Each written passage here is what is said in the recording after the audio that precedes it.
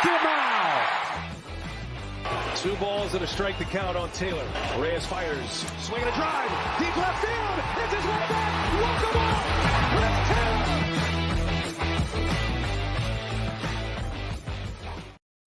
Hi, everyone, and welcome into DodgerHeads Live, presented by DodgerBlue.com. My name is Matthew Moreno. Joining me tonight, Daniel Starkand. No getting around it. You and I drew the short end of the stick with this one. Yeah, obviously not the best game, especially considering the Dodgers had been playing well. But we'll get into it. It's just one of those nights, I guess, as they call it. Yeah, long season. Unfortunately, these clunkers are going to happen. We want to thank those of you who are joining us live on YouTube, Twitter, and Facebook. Also, a hello to our podcast listeners. We appreciate everybody with us, whether you're able to tune in live or listen after the fact.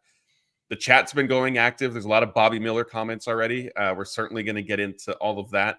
And we do have some super chats right off the bat. The first one is from 300GJW. It says, Gas Can Miller sucked, hitting sucked, game sucked. A lot of that sums it up pretty well. I will say with Bobby Miller, it was interesting because he got off to the horrendous start in the first inning, settled in, gave up another home run. End of the day, 5 innings, a lot of runs. I think it was 7 total, a lot of strikeouts too, which is interesting. We'll kind of get into it. It's a little bit of an interesting night for him. 300GJW, thank you for the super chat. I know you've been in here with us pretty consistently, so we appreciate that support. Our next super chat is from Christopher. Better to lose a blowout than a close game. Close games taxes your bullpen. Blowout only mop up arms, Grove and Peterson. Leverage arms saved for the Cleveland series coming up this weekend. Daniel, I guess if you want to find a silver lining, that could be one of it. The other is Mookie Betts, Freddie Freeman got off their feet a little early tonight too. For sure. And yeah, I mean, they got an off day tomorrow, so you could call that 2 days off in a row. Will Smith was also out of the lineup today. So yeah, I guess like you said, that's the silver lining there. You never want to lose in that fashion. But like you were saying, like to start like over the course of a 162 game season, these games are gonna happen. No one likes it, but there are some positives you could take away with this being one of them. Yeah, definitely. Thank you, Christopher, for that super chat, as well as a reminder, if you are watching live with us on YouTube right now, if you want us to discuss a specific topic or you have a question you want answered right away, super chat is definitely the way to go. They also help support our show, which of course we certainly appreciate. And if you want to just get your questions in at the end, Daniel and I are going to have time for that. That's certainly an option as well. All right, Daniel, we've kind of danced around a little bit. Let's jump into, Bobby Miller. As I mentioned, got off to a rocky start in the first inning. The first, I think, 4 or 5 batters reached base, ended up giving up 5 runs, 7 total runs, 3 walks, 8 strikeouts, 3 home runs. What is there anything specific that you can kind of take from Bobby's start tonight?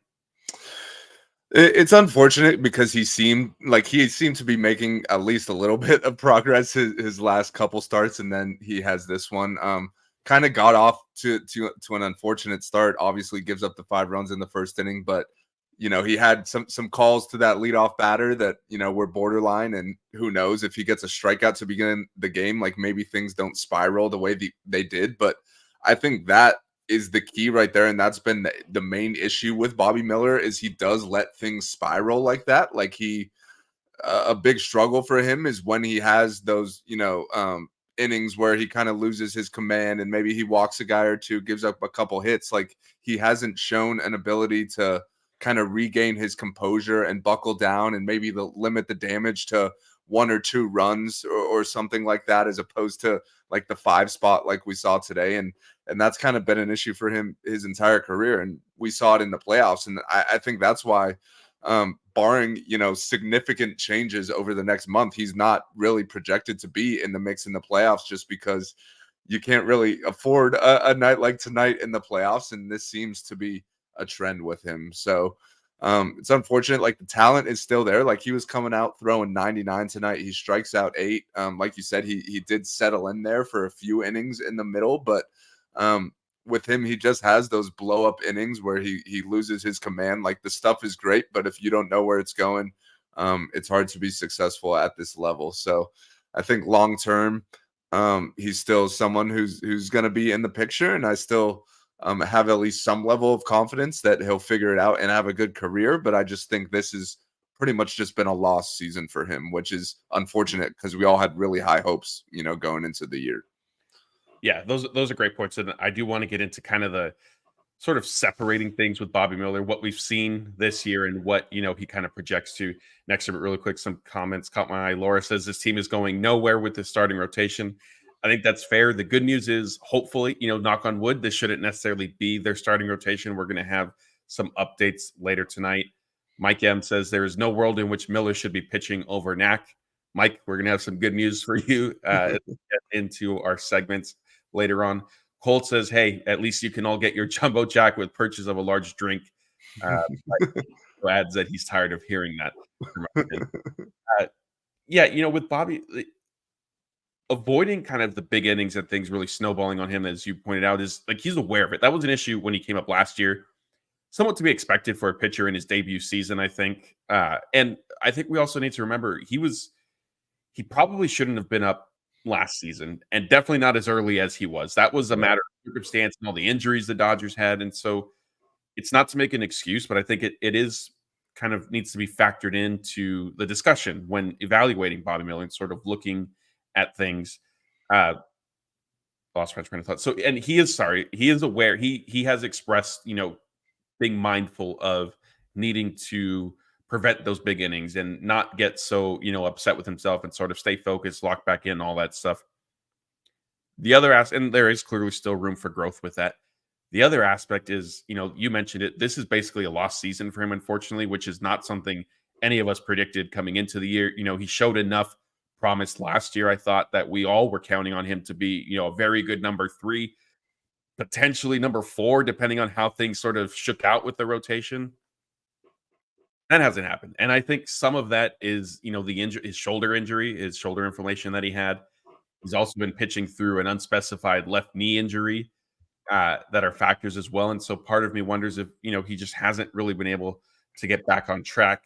And as we're discussing Bobby Miller and his night, John Bleeding Blue says he had 8 strikeouts, but none were with his fastball. And yeah, that pitch has been a little bit of a trouble spot for him recently, if not throughout the entire season.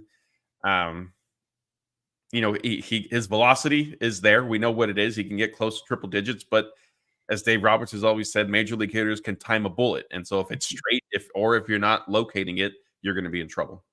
Yeah, and I think fastball command has been the biggest issue with him because, like you said, like the guy throws 99, like that. In theory, he should be really hard to hit. But when you're not commanding it the way you want to, when you're not able to locate at the top of the zone with consistency, then you're gonna, run into issues. You're gonna walk guys. You're gonna get hit. But I mean, I guess this stat here is a positive of his off speed stuff. Like I guess.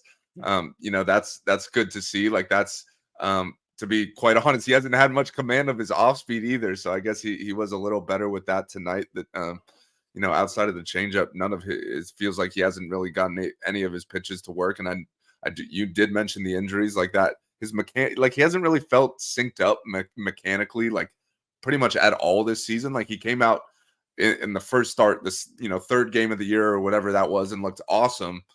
But since then he just hasn't looked right, and he's been injured, and he's came back, and then he went down and came back up. So he just hasn't really been able to get in a rhythm. And we're sitting here on September 4th. And if you're not in a rhythm by now, chances are you're not going to be in a rhythm a month from now. So yeah, that's just kind of what it is for him this season. Yeah. And I think the other aspect to Bobby Miller's year is, it's probably not a stretch to say if the Dodgers weren't dealing with continued injuries in their rotation, seemingly every week, every month, he wouldn't have been recalled for these starts that he's been making. And as much as, there were some recent signs of encouragement and he was potentially getting back on track, like the Dodgers really, I don't think they were planning on having Bobby Miller come up and pitch again this year after they sent him down to the minors. But again, all these injuries have kind of forced their hand. And so that's unfortunately where things sort of stand with him. And look, I get it. Like that, a lot of fans are frustrated with his performance, and it's certainly understandable. But again, I think we need a little bit of reminder of, hey, some of this again is by circumstance. Heading into the year, different story. Yes, expectations were high, as we alluded to. The injuries, I think, have played a factor. We're going to get into, Landon Knack, Yoshinobu Yamamoto, but the reality is this may have very well been Bobby Miller's last time pitching for the Dodgers in 2024.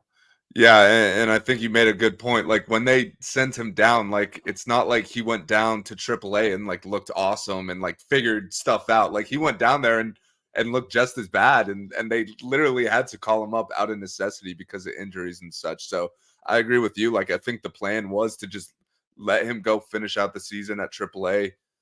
Maybe he could catch lightning in a bottle, like and figure something out, but. I think they sent him down for maybe like 3 or 4 starts. Like there's no way possible for him to even figure anything out in that time.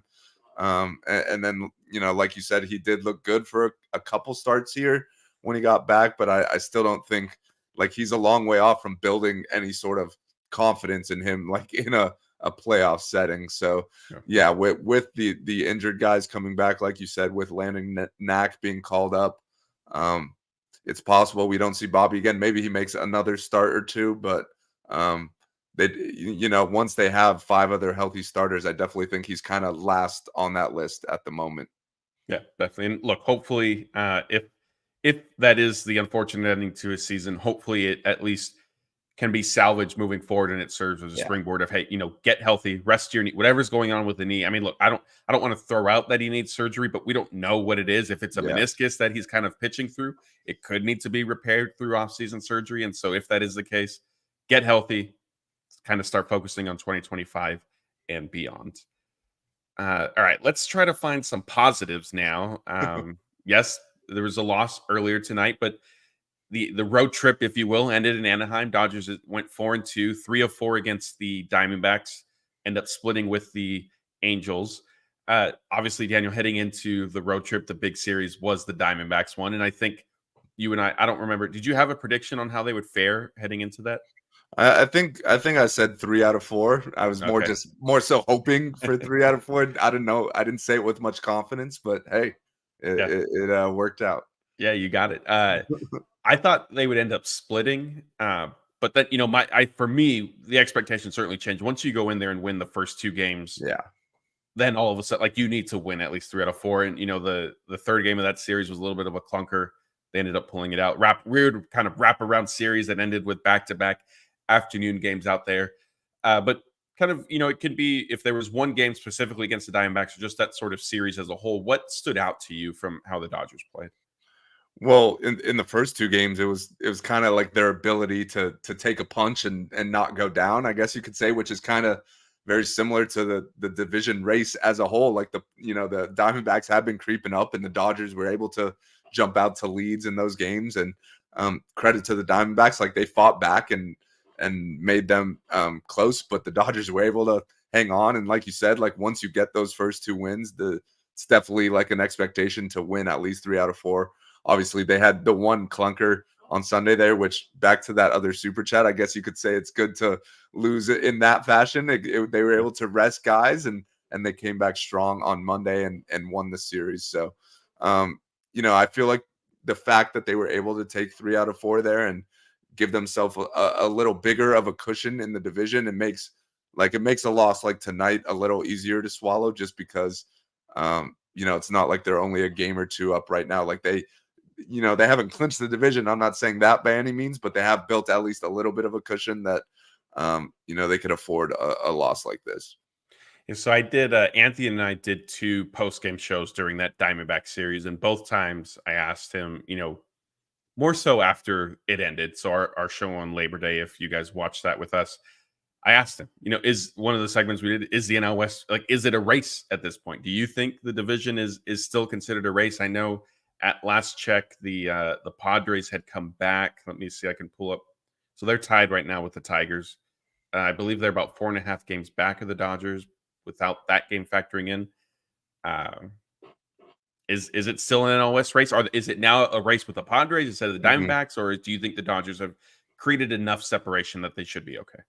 I think it's still, I'll still say it's a race right now, but I think we could be like a week away, like a good week away from it being over. Like if the Dodgers have a week like they just had, this upcoming weekend. I know they have a tough series against Cleveland, and then I think they play the Cubs after that, and the Cubs are one of the hottest teams in the league right now. So those are some tough teams. But if you go 4-2 over the next week, then obviously like it becomes a math equation at that point. Like we're starting to count magic numbers, and if you're the Padres and Diamondbacks, you feel like you have to win pretty much every day at that point. So yeah, I do like, I think the lead is comfortable right now. I'm not ready to call it, but I was also like, I was just looking at the standings the other day, and like the Phillies and the Brewers are like right there for the best record of baseball. And the fact that it's all three of them means whoever's third in that group has to play a wild card series. So that's basically, if you finish behind both of those teams, you basically have no advantage of winning your division. So as close as it is in the NL West, like it's even closer in just the NL as a whole. So it's not like the Dodgers are going to be taking their foot off the gas anytime soon. Like it's going to be a race to the end, because you're basically like I said, like if you're in that third seed, you're playing a wild card series. So there's no advantage at all. Like you might as well lose the division at that point. So should be a fun month. But yeah, I do think that as far as the NL West goes, it's definitely more comfortable after that series over the weekend. And I put up a comment from PJ who says it's a race until it is clinched. Fair enough. I get that sentiment. That's I understand where you're coming from. Yeah, you bring up a good point. In terms of the overall standings, as of now, the Phillies are just a half game back for the best record in baseball. The Brewers, and I looked at this also with Anthony when we did our show Monday night. I didn't realize the Brewers had climbed kind of back up the standings the way that they did. They are 3 games back of the Dodgers. So if the Dodgers were to get caught by the Phillies in the next day or two, there is a little bit of a cushion before maybe the Brewers become a threat. And like you said, dropping down to the third best team in the National League, which then puts you into the wild card series. But as it currently stands, I think what's interesting is actually, I guess I'd have to double check it. But as of like a day ago, maybe 2 days ago, let me try and pull up the standings really quick if you guys just bear with me. The Dodgers were looking at the scenario where they could end up facing the winner of the Padres Diamondbacks wild card series. So it's either a rematch of 2022 or 2023. Like you get to sort of pick what you want to do there. But yeah, it'll be interesting to see. It's a great point that you brought up. Even if the Dodgers do maintain their comfortable cushion in the NL West, whether it's anywhere from 4 to 6 games, the best record in not only baseball but the National League certainly is something that they're going to have to keep an eye on. We have another super chat. This one's from Godfrey. He says Bobby will come back next year and be good. Godfrey, if you missed us about 5 to 10 minutes ago, that is something that Daniel and I were sort of alluding to, and I don't think that's a popular sentiment. So we appreciate you sort of sticking your neck out there and putting this in the form of a super chat. But yeah, I mean, it is. I know fans, like, I get the frustration right now in the moment and what we've seen this year. Like we said, it's basically a lost season, but there's no way like you give up on Bobby Miller in terms of his career. Like it still is way too early for that. No, I agree 100%. And we've seen it, like pitchers as a whole.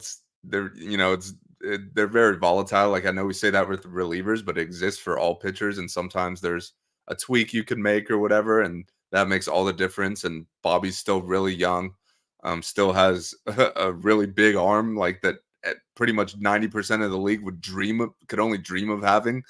And like we've seen it with Jack Flaherty this year. Like he had an awful year last year. Like the last few years, he dealt with some injuries, wasn't quite right mechanically, but the talent is still there. And he's, this year he's finally healthy and was able to kind of put it all together, and he's having a really good year again. So I wouldn't be surprised at all if something similar happens with Bobby next year. But obviously he's going to have to go back in the lab, as they say, this offseason and work on some things and try to figure it out.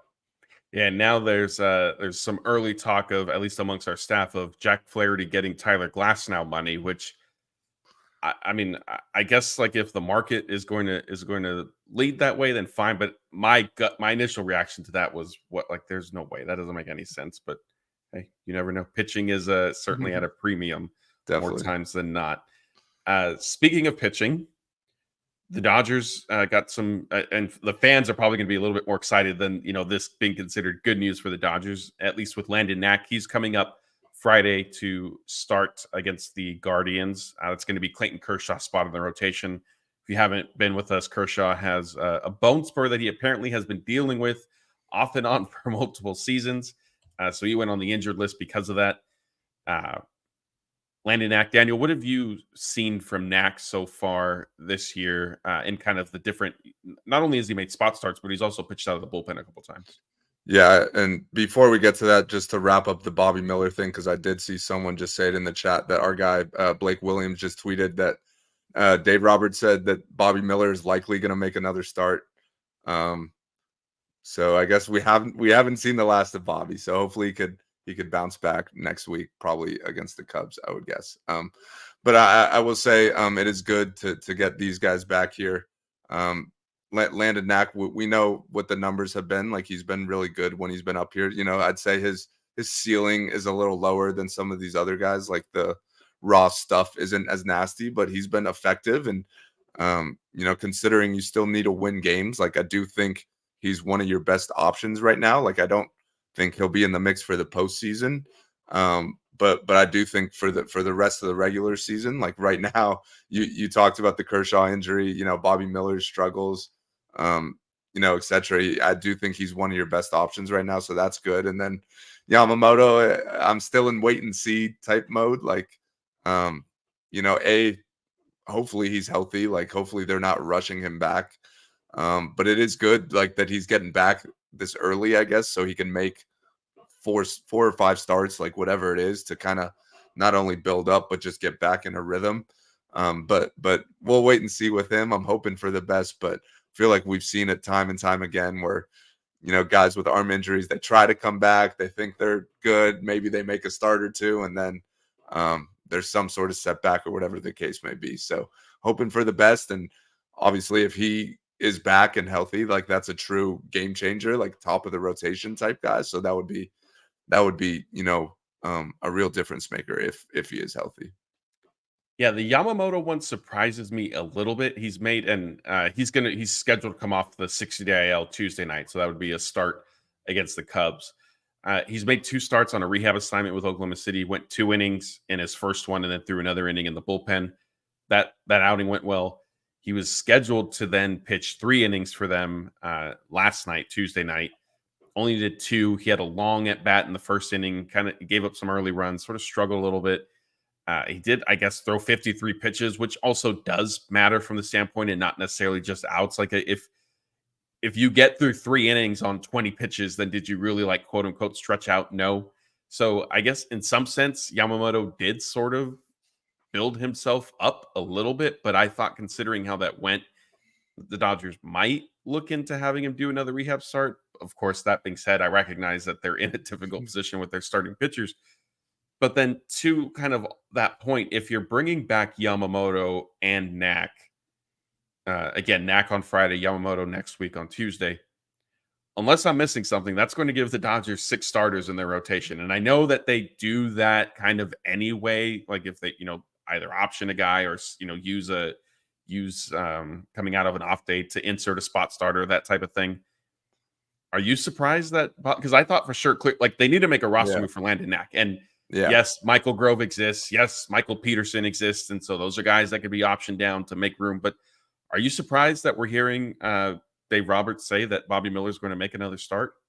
Yeah, I mean, I guess, like, Knack is a guy who could be in either role. Like, he could be a swing type guy. And like you said, they like to give guys extra off days. And also, like you said, with Yamamoto, like, he's not fully built up yet. So I guess it is, even if Knack, like, maybe Knack makes a start and then is available out of the bullpen, like, if they need it, like, later in the week. But yeah, I mean, unless they're going with a straight 6-man rotation, like Bobby Miller is the 6th guy there, right? At the current time, like, that could change within the next week, as is always the case. But so yeah, I mean, we'll see. I'm sure they've mapped out some sort of plan here. They usually are able to kind of map that out and figure out how to get guys, extra rest every time through, or whatever. So yeah, we'll see. I'm not sure exactly what Knack's role is going to be, but he's a good guy to have on the roster, just either as a spot starter or a swingman type. Yeah, because that I know fans and the different shows we've done over recent weeks, fans have been upset and wonder why the Dodgers don't have a reliever who can go multiple innings, basically Yeah. ever since they traded Yarbrough. Jonathan has a question. Landon Knack can't be sent down after this, right? I do want to address this. Knack can still be optioned one more time this season. The reason being the 5 times per year didn't apply to players that were with the team for the Soul Series. So that was a little bit of wasn't publicized that much at the time, but the technicality, kind of an asterisk, if you will. And actually, maybe I shouldn't have used that, considering some of the Dodgers' history with the Astros. But Knack can still be optioned one more time after they recall him. But I mean, short of, I guess, maybe Kershaw coming back in a couple of weeks, I think Knack, there's reason to believe that he would stick around for the rest of the, next 3.5 weeks. Because like you said, he can fill multiple roles. All right. Well, I think that pretty much does it for some of the planned segment stuff we have tonight. So now, we have plenty of time to answer your guys' questions. Just as a reminder, if you could start it with the word question in all caps, that helps Daniel and I sort of spot them as we're scrolling through. And as we wait for these to populate, Daniel, I'll ask you, where do you stand on the Francisco Lindor is posing a threat to Shohei Ohtani for NL MVP? It's ridiculous. Like, I feel like people just are finding stuff to talk about, I guess. Like, I think, first of all, everyone is forgetting that Lindor was legitimately awful for the first, third of the season, which I think that matters. Like, I don't know if there's ever been an MVP that was, below replacement level for that significant of a period of time, which is why, his overall numbers aren't anywhere close to Ohtani's, but aren't on par with what you would think of an MVP. Like, I do think Lindor has played at an MVP level since then, since June 1st or whatever you want to call it. But if he did that the whole season, then maybe there would be, a legitimate discussion here. But if you look at the numbers, it's not even close right now. Me and you aren't the biggest stolen bases guys, I'd say, but that was a huge part of the conversation last year. And I don't think it would make sense to overlook it this year, especially when you got a guy like Ohtani who's on the verge of making history, 50-50. Who knows how high that could go. So, as of now, I don't think it's a discussion at all. I think it's silly talk. There is obviously an East Coast bias. There's a lot of those New York type media guys who seem to be pushing Lindor right now. But I do think at the end of the day, if things continue how they've been, I think, Shohei will win it pretty easily. Yeah, I think what I found interesting is some of the discourse this year now is, Lindor is playing, he plays defense and he's a shortstop. And I remember last year, Mookie playing defense much better than Acuna did. Yeah. For whatever reason, didn't matter. It was it's not that big of a deal. And so it's kind of interesting to see how that has changed now, because it's convenient to kind of prop up Lindor. But look, he got off to a slow start. Credit to Lindor for turning his season around. But, again, Ohtani, home runs and stolen bases aren't everything. But if you're doing something that has never been accomplished in the history of the game, that's got to mean something. And you're also very good in other aspects. That's got to mean something. So, hopefully we'll see. All right, we got some good questions that came in. Jonathan is asking, how are we feeling about Yoshi, Tyler Glasnow in the postseason rotation right now? I would say, I can't even be cautiously optimistic. I guess I'll use a Dave Roberts word, hopeful. When he was asked, about Glasnow, if he could be certain that Glasnow would pitch this season, he said hopeful. Glasnow is trending up, so that's good. Yamamoto has at least not encountered any sort of setbacks so far, so that's good. But like Daniel, like you mentioned earlier, we need to see them both in a major league game, making starts, at least a couple starts each to fully trust, okay, postseason, they'll be fine.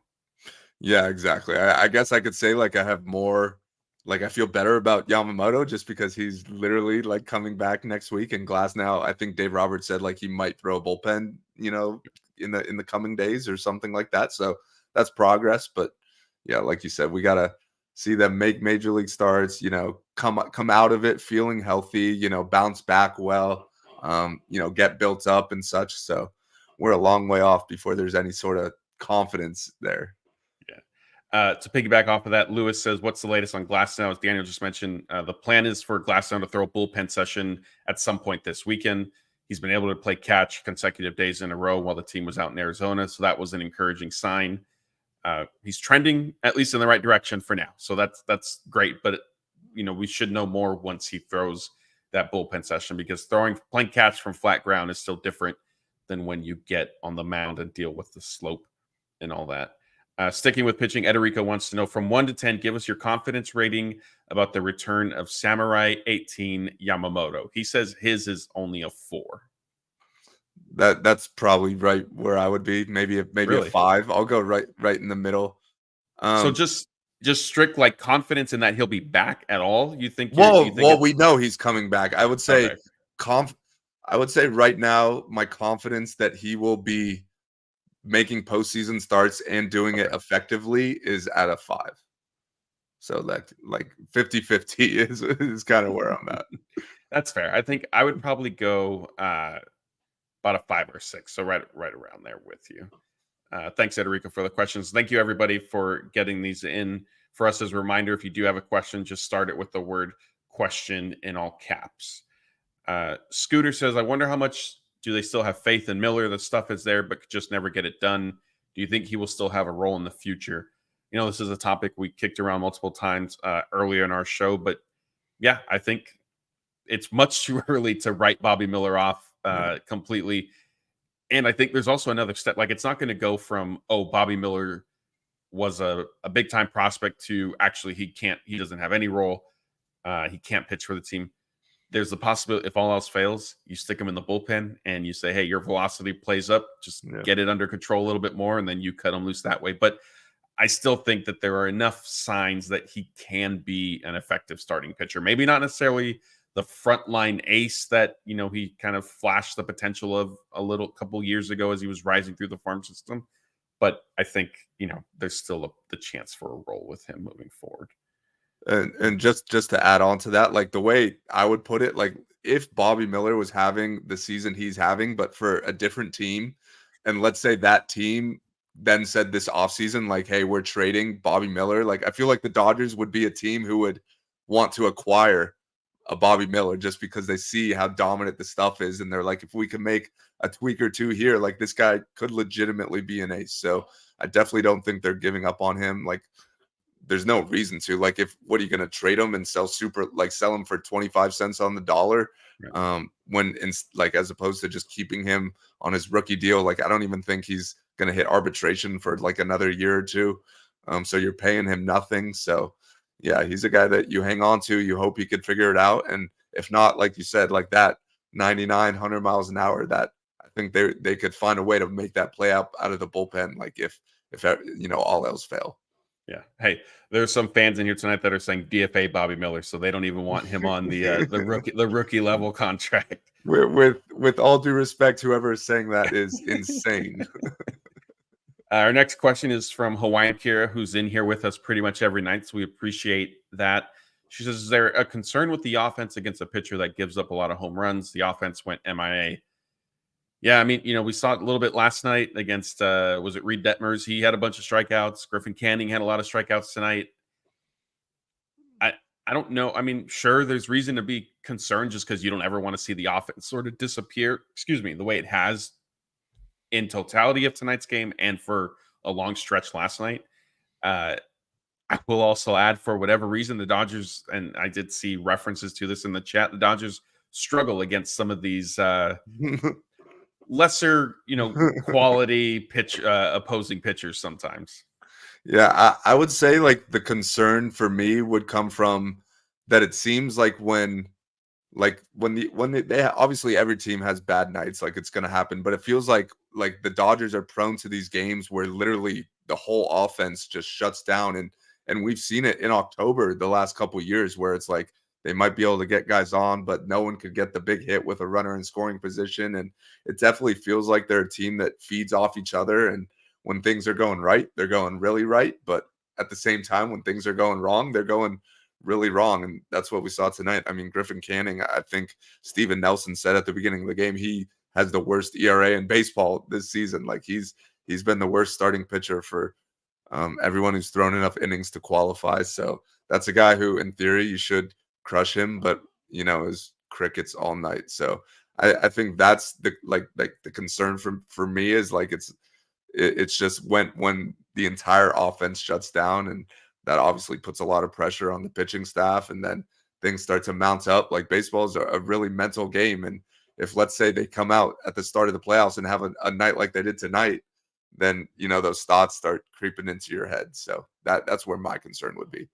Yeah, we're gonna have to let Blake know to tell Steven Nelson that he was the jinx then tonight by opening the broadcast that way. I know Blake and Steven Nelson were catching up a little bit in the press box before the game, so we'll have to send them to go find him to let him know, hey, you jinxed the Dodgers. John Jose says he just got here. Thank you for joining us.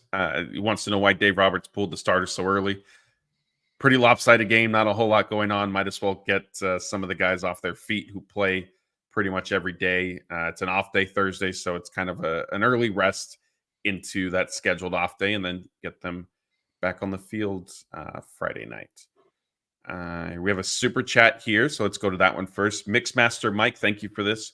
He wants to know, will Walker Buehler be back next season? Dodgers will have May, Gonsolin, Miller, Glasnow, Yamamoto, Sheehan, and Ohtani pitching again in 2025. Is there any room for Miller? Is there any room for Buehler?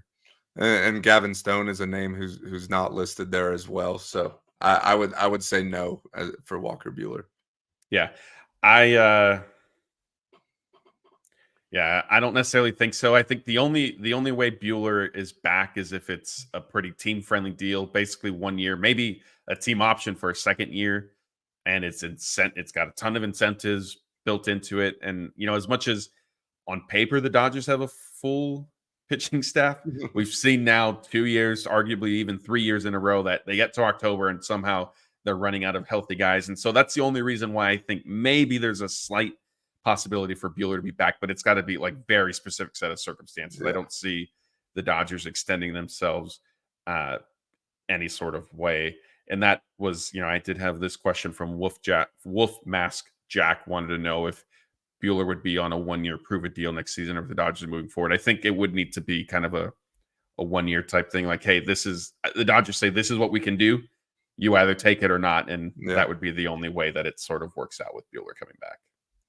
Yeah, we usually see the Dodgers look to sign like one innings eater type where they're giving them like a 1 year, $8 million deal, like James Paxton or Lance Lynn, Noah Syndergaard, Tyler Anderson, Andrew Heaney, so on and so forth. So maybe that goes to Walker, but and look, we'll see how he finishes out the year. Like he's shown some progress his last couple starts, and I would say like I don't have much confidence in him as far as a postseason option, but I have more than Bobby Miller, I'd say. Start preparing yourselves for Game 3 starter Walker Buehler, because the options are running out. And like you said, to his credit, he is pitching better of late. Noisy Ninja 91 has a question specifically for Daniel, and it says, as a pitcher, why do pitchers or teams force themselves to play through injuries if it more than likely comes with losses? Well, first of all, guys are pitching for their jobs. Like if you go down with an injury and lose your spot in the rotation, obviously it depends on what your circumstances is, but you're pitching for a new contract. You're pitching to stay in the league. And the fact of the matter is, when you're a pitcher, like your arm is sore a lot of the time. Like it's very rare, especially when you're talking about a 162 game season where you're making 20, 25, 30 starts. Like your arm is going to be sore a majority of the time, and you got to find ways to pitch through it. Like as long as everything is structurally intact, you kind of just got to pitch through that soreness, and maybe the next time out you'll feel better. Like you do your training, you ice it, you do your exercises and such, and maybe you bounce back better before your next start, and it was just a minor issue. Or sometimes it gets worse and you end up needing Tommy John or whatever the case may be. But I do think a lot of the time, guys are pitching for their jobs. Like I think River Ryan was a great example of this. Like I think we sat here on the post-game show and we pretty much knew that where things were going to end up. But River Ryan was talking that night saying, "Oh, he's fine. He'll be fine in a few days." Like, and that's a guy who's trying to establish himself in the big leagues, and he came up and looked great and saw a chance to earn a spot, maybe even a spot in the postseason rotation. And you're not going to just say, "Oh, my arm's a little sore, like I'm not going to pitch." You're going to go out there and give it your all until they tell you can't anymore. Well, unless you're Garrett Crochet and you want to make sure that that contract is in place before you. Yeah, he's signing the dotted line first. Talking Hoop says, "How are we feeling about Taylor versus Hayward now?" I mean, I don't know. Like Taylor, he hasn't necessarily torn the cover off the ball, so I'm not sure. From that regard, I'd also would have to look up. I know Jason Hayward had an impressive first game. I'm looking up Hayward right now. He's played 5 games. He has a 633 OPS. So he's pretty much done the same thing he did in LA since he got to Houston. Small sample size, but I don't have a problem with it still. Like, I think Taylor, like you said, like, he's not tearing the cover off the ball, but he does give you more versatility.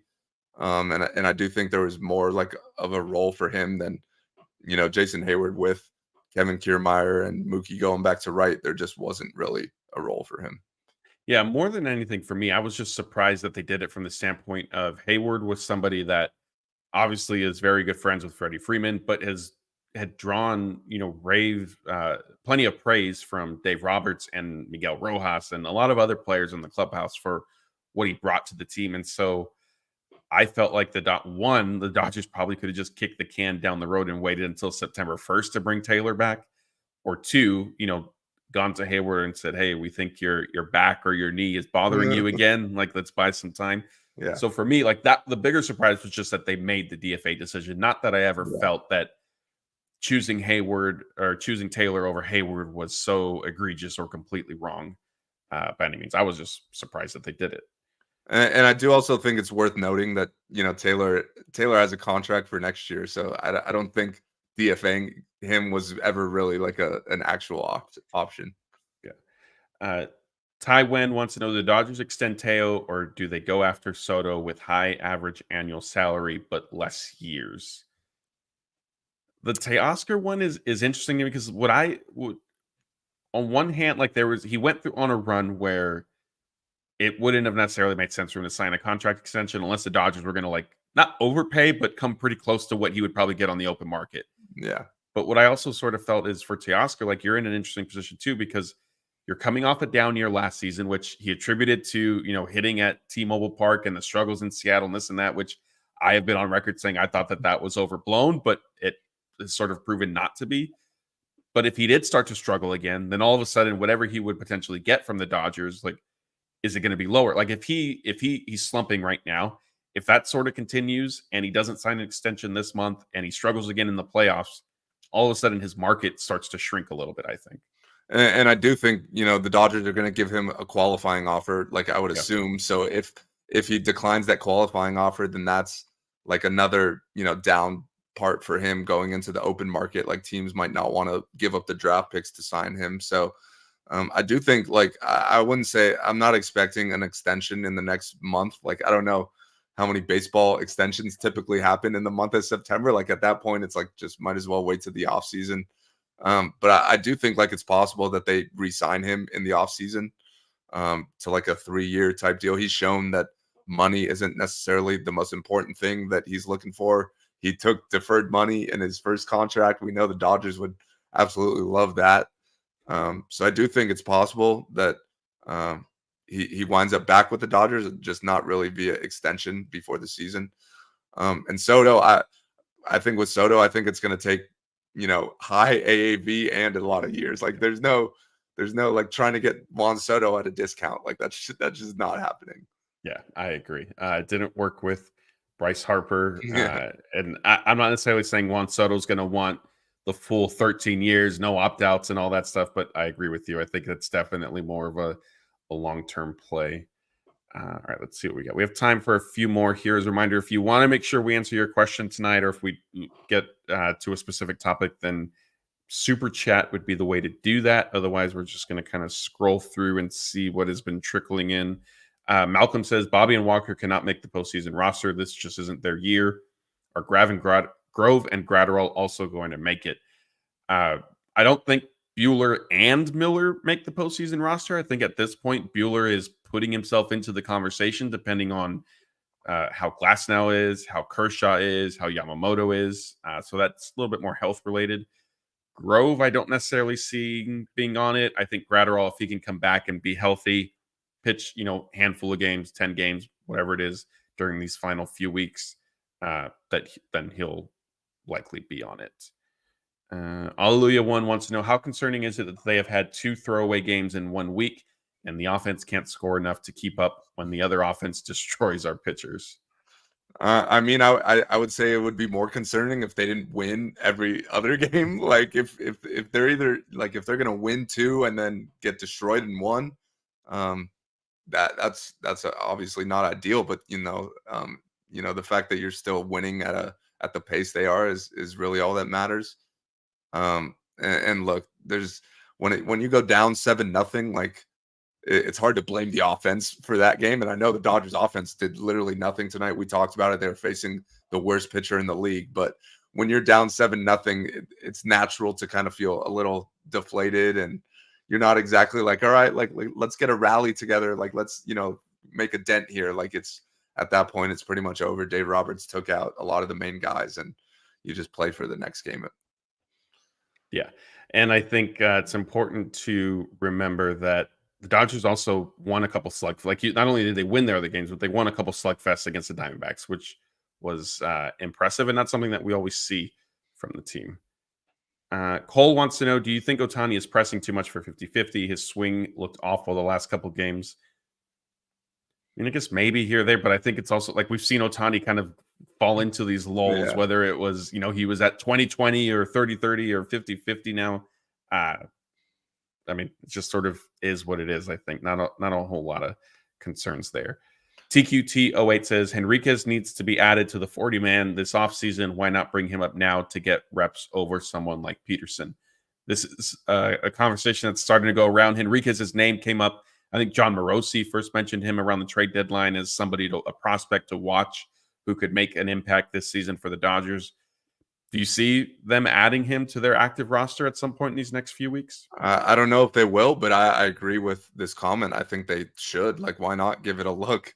A guy like Michael Peterson, he's not an option at all for the postseason. And if you got a guy who throws as hard as Henriquez does, why not get a look at him? Like, the worst that could happen is he doesn't do well, and then you don't put him on the postseason roster, and he got at least like a taste of what the big leagues feel like for next year. So I don't see why not. If Jonathan is wondering who the heck is Henriquez, I believe his first name is Edgardo, I believe. I don't want to mess it up, so I apologize if I do.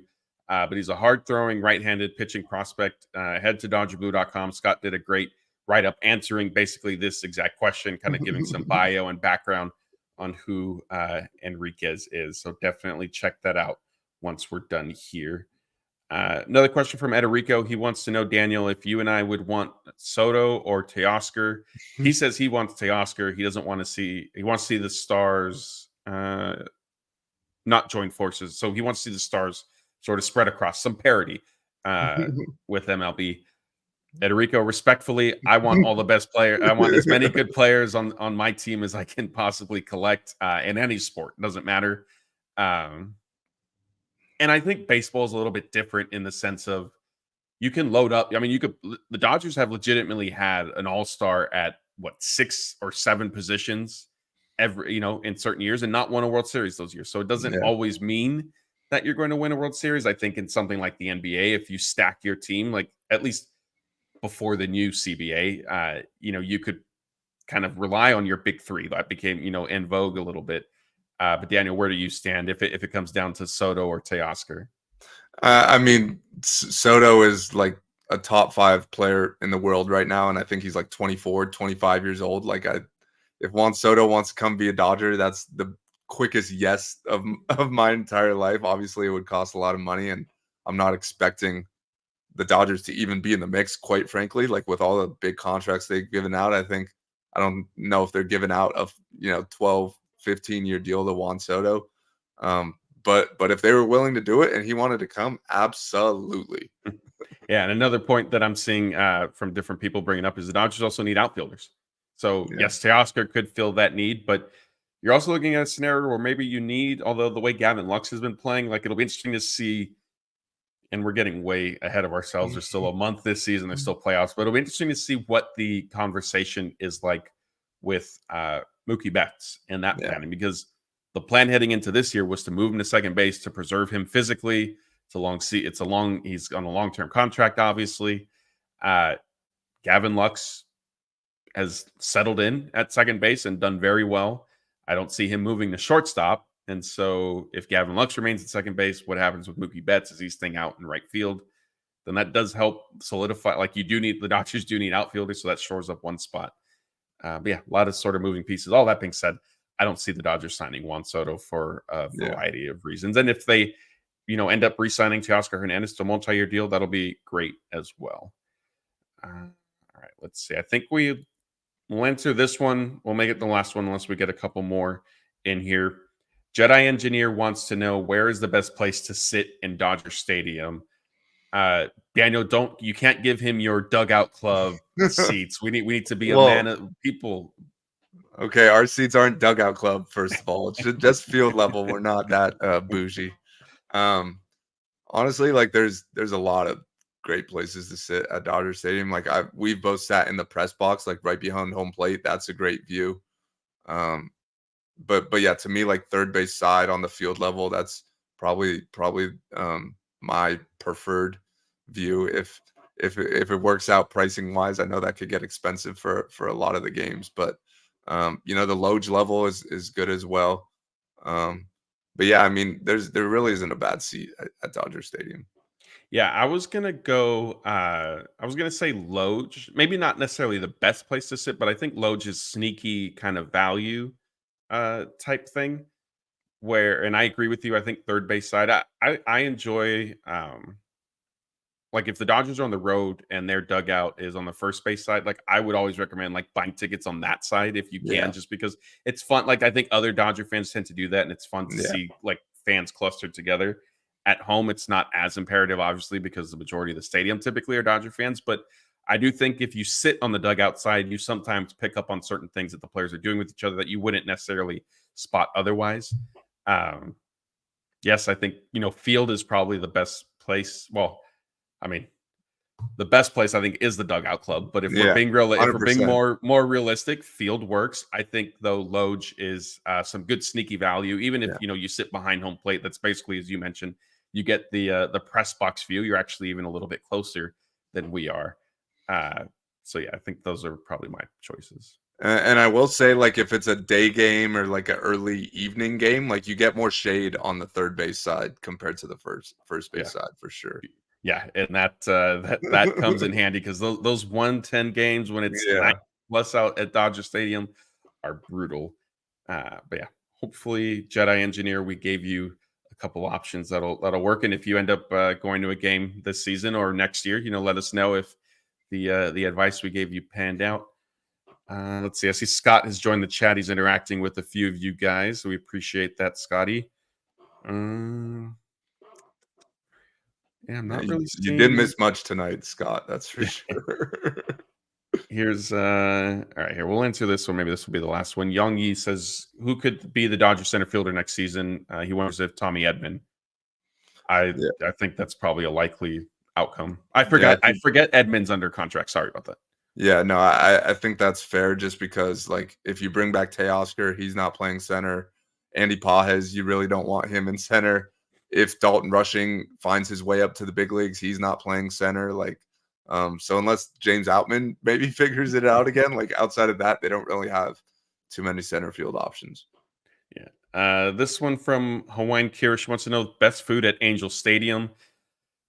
Nothing really, to the best of my knowledge. They do set up food trucks outside in the parking lot, which I think helps because I remember the last time I was there covering. I didn't get, just because of timing of everything, I didn't get to cover any of the games here in Anaheim. Blake took care of that.